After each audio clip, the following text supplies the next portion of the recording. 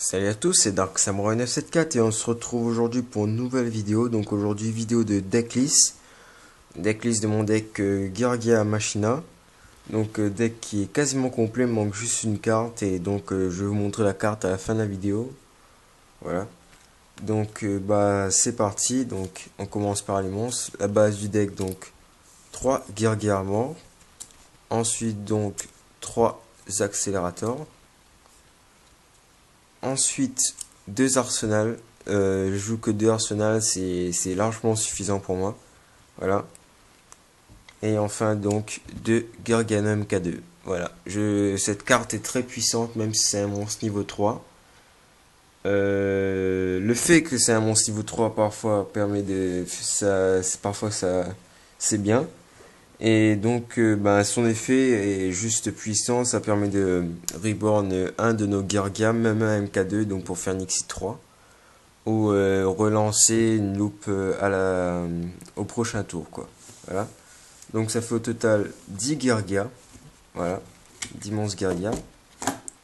Ensuite, donc, pour niveau Machina, donc, je joue 3 ravitailleurs Machina. 2 forteresses et donc un canon. Donc voilà, 3 ravitailleurs c'est la base, 2 forteresses, seulement 2 parce que c'est facilement tutorisable, pardon. Et le canon permet de reborn une forteresse, voilà. Donc 6 machina. Ensuite donc je joue un Nomoiseau allié Genex. Pourquoi? Tout simplement parce que ça permet de faire une synchro 7, un Black Rose avec un Gaga accélérateur qui est très fort, sachant qu'on peut faire après des trucs derrière. Ou tout simplement en début de match, si on n'a pas de Gargare mort sur le terrain et qu'on a un ravitailleur, on l'invoque, on pose nos MP et s'il n'est pas détruit au prochain tour, on reprend notre ravitailleur en main, on invoque l'homme oiseau, on réinvoque le ravitailleur, donc on fait 2 fois l'effet du ravitailleur avec un seul ravitailleur, c'est ça qui est fort. Donc on peut récupérer 2 forteresses par exemple, et ensuite si le terrain adversaire est à peu près comblé, ben, on peut faire une synchro 7 pour faire un Black Rose là aussi. Donc très fort pour moi ce Birdman, voilà, qui m'a sorti d'affaire plusieurs fois, voilà. Surtout en time, donc très très puissant.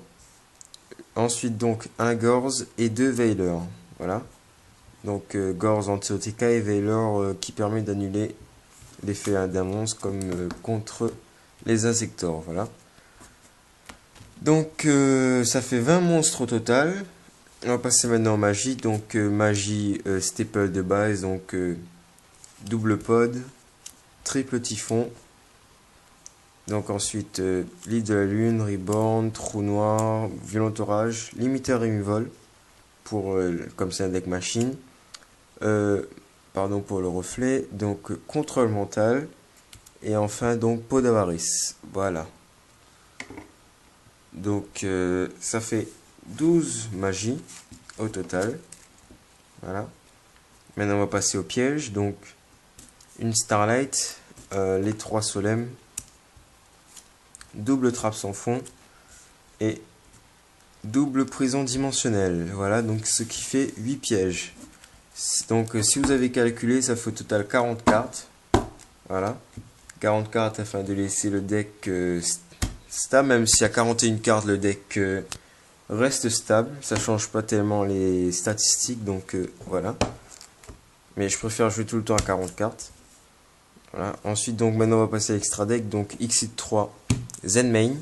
Voilà, je pourrais jouer d'autres Xyz 3 mais j'ai pas la place. Donc voilà, Zenmain c'est l'un des plus forts Xyz 3 pour moi, qui permet de tempo et même de détruire les terrains adverses. Donc pour moi c'est très fort. Voilà, ça a toujours été très fort Zenmain. Donc voilà, Zenmain Xyz rang 3. Donc maintenant on va passer au grand 4. Donc double Gargantix, voilà la carte qui m'a qui a été assez dur à trouver, voilà. Donc double Gargantix, qui permet de faire tourner le deck, puisque c'est la base du deck avec les Gargars morts. Voilà. Ensuite, donc, un Cafard Colonie de Chrome contre les Dark World et les Chaos Dragon. Voilà. Un Perle pour sa patate, Utopie, Cowboy Gagaga qui est sorti de Abyss Rising. Donc, carte très puissante, puisqu'il peut passer sur les monstres de 3000 ou moins. 3000 si on suicide le Cowboy. Et en défense, il a un effet burn de 800 points de vie. Voilà. Ensuite, donc, un Maestroc, toujours très fort. Un papier opératif, donc si l'adversaire s'amuse à jouer Reaper ou Marshmallow, et qui pense qu'il va pouvoir se défendre avec ça, ben, le papier opératif est là. Donc, voilà. Ensuite, un maître du choc. Un acquéreur de compétences. Pourquoi l'acquéreur? Puisque, comme je vous l'ai dit au début de la vidéo, le deck est quasiment complet. Le main deck est complet. C'est juste extra deck, il me manque un numéro 11 Big Eyes. Donc j'ai mis l'acquéreur en attendant. Mais l'acquéreur, pour moi, c'est une carte très très puissante. Donc une petite anecdote, c'est que je jouais contre un deck Wind Up. J'ai géré sa loupe. Donc le gars avait plus de ressources et obligé de faire un Z-main. Donc ce que moi j'ai fait, c'est que comme c'était en fin de match et qu'il restait pas beaucoup de points de vie aussi, j'ai invoqué mon acquéreur et j'ai volé l'effet de son Z-main. Donc c'est comme si moi j'avais un Z-main à 2600 points d'attaque sur le terrain. Donc cette carte est juste trop forte pour moi. Voilà. Donc ensuite un rayon d'utopie, parce que je joue Mind Control. Et parce que je joue Mind Control aussi, je joue un Gaïa. Voilà. Ensuite, je joue Birdman, donc je joue un Black Rose obligatoirement. Et enfin, donc Starlight, Stardust. Voilà. Donc, c'était tout pour cette petite vidéo de decklist. Donc, n'hésitez pas à dire ce que vous pensez du deck. Et bah, c'était Dark Samurai 974 pour une decklist Garga. Donc, bah, je vais vous dire à plus pour de prochaines vidéos. Et donc, voilà. Allez, bye YouTube.